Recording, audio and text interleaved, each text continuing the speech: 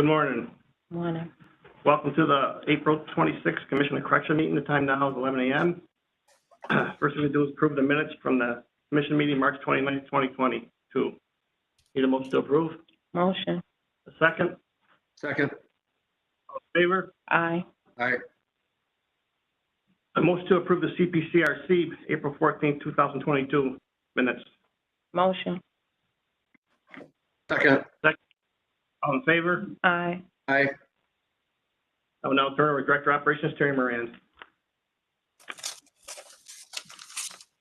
Yes, good morning, Chairman, Commissioners. Items A and B can be discussed together. Erie County Sheriff's Office, the Holding Center, 21V12, the Correctional Facility, 21V13, both with respect to visitation, with relief from 7008.2B and .3C. Sheriff Garcia is requesting an extension to both of these variances in light of the continued surge of COVID in the Erie County area. As of his submittal, the positivity rate for Erie County was 14.6%. So based on this information, we are recommending that both variances be approved until June 1st, 2022 with the same conditions as that previously applied. Okay. Any questions, concerns? A motion to approve? Motion. Second?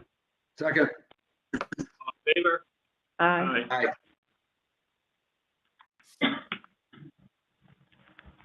Item C, Onondaga County Sheriff's Office, Onondaga County Corrections Department, 21V16, same visitation variance as previously discussed. Sheriff Conway is requesting that this variance be extended in light of the continued COVID positivity rates, which I believe are at upwards of 16% as of his submittal. So we're recommending that it be approved until June 1st, 2022 with the same condition. Any questions or concerns? A motion to approve? Motion. Second? Second. Favor? Aye. Aye. Aye. Next item is Westchester County Department of Correction, 20V23. Commissioner Spano is requesting that this variance be extended, and he's indicating that the COVID positivity rate is 9.2%. We're recommending that this variance be approved until June 1st, 2022 with these same conditions. Any questions or concerns? A motion to approve? Motion. Second? Second. Favor? Aye. Aye. Aye. Next item is Putnam County. Captain James Greenov is requesting, this would be a new variance for visitation relief from standard 7002B and .3C. The facility did not provide any information concerning the COVID positivity rate for the community. And I believe a review yesterday, the day before, that the positivity rate is very low, and we feel does not justify providing relief for visitation. So staff are recommending that this variance request be denied. Motion to deny? Motion. Second? Second. All in favor? Aye. Aye. And that is it for open session, Chairman. Thank you. Need a motion to go into executive session to discuss construction and security issues. So moved. Second?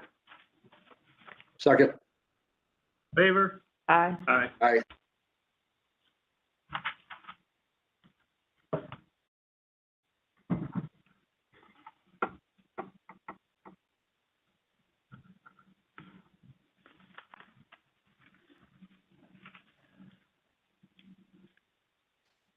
Welcome back. Need a motion to exit executive session? Motion. A second? Second. All in favor? Aye. Aye. Aye. A motion to ratify all action taken in executive session. Motion.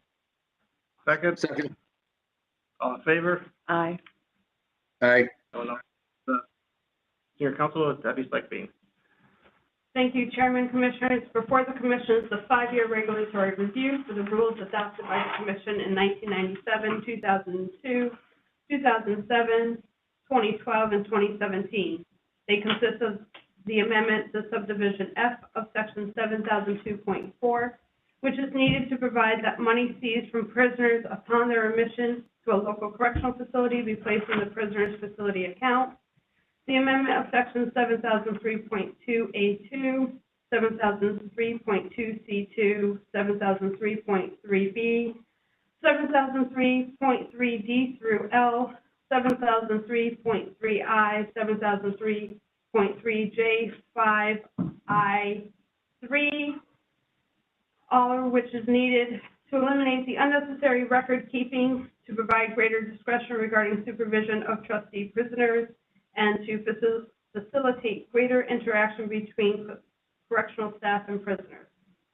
The amendment of subdivision A of section 7005.4, section 7005.5, and subdivision A of section 7005.9, which is needed to provide greater flexibility to facilitate the facility administrators regarding hairstyles and to streamline provisions. The amendment of subdivision A of section 7006.5 and subdivision B of section 7006.11, which is needed to modify unnecessary and burdensome procedures.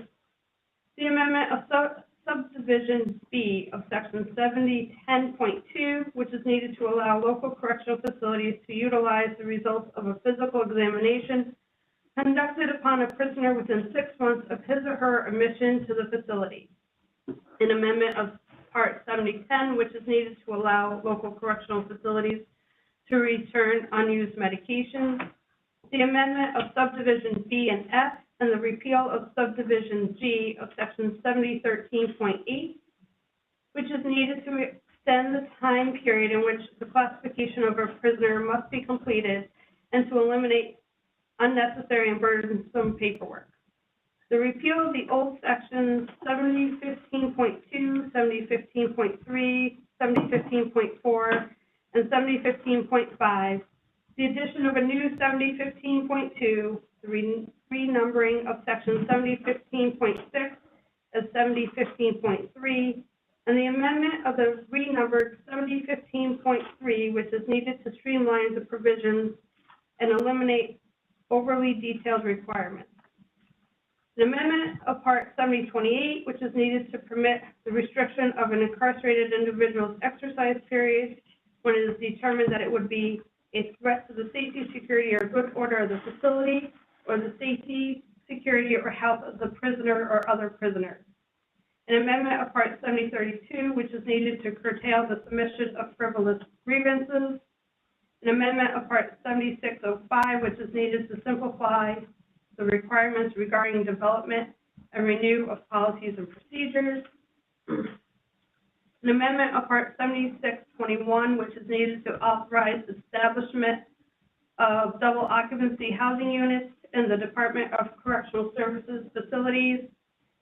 An amendment of section 7634.5C and 7634.6C, and the repeal of section 7634.8, which is needed to eliminate an impractical requirement to review training, to eliminate an overly detailed reporting requirement, and to delete unneeded language regarding variances.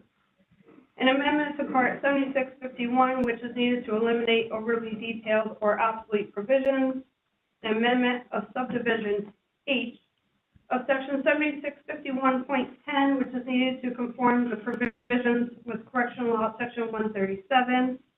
An amendment of section 7677.5 and the repeal of subdivision B and C of section 7677.3 and subdivisions B, C, and D of section 7677.11, which is needed to simplify requirements regarding development of policies and procedures in record keeping. An amendment of section 7603.2 and the addition of paragraph 5 of section 7603.3B, which is needed to allow for a DOCS variance for facility capacity regulations when necessary for incarcerated individual programming or other important needs. An amendment to section 7002.2 and the addition of part 7205, which is needed to standardize the Commission's approval process for agreements of local correctional facilities to detain out-of-state incarcerated individuals. The addition of subdivision E to section 7000.1, which is needed to provide local correctional facilities a form and deadline for the annual report to the Commission of the use of restraints on women, on a woman reportable under section 611 of the correctional law, and the renumbering of subdivision G of section 7506.1 and the addition of subdivision G of section 7506.1, which is needed to ensure feminine hygiene products are available and accessible to female prisoners detained in local lockups. We have invited public comment on these amendments. None were received. After review of these regulations, it has been determined that these regulations are necessary to provide a safe, stable, and humane correctional system in New York, and it is recommended that they be continued. Any questions or concerns? Motion to approve the amendments. Motion. Second? Second. Favor? Aye. Aye. Any more business? Motion to adjourn. Motion. Second? Second. All in favor? Aye. Aye. Aye.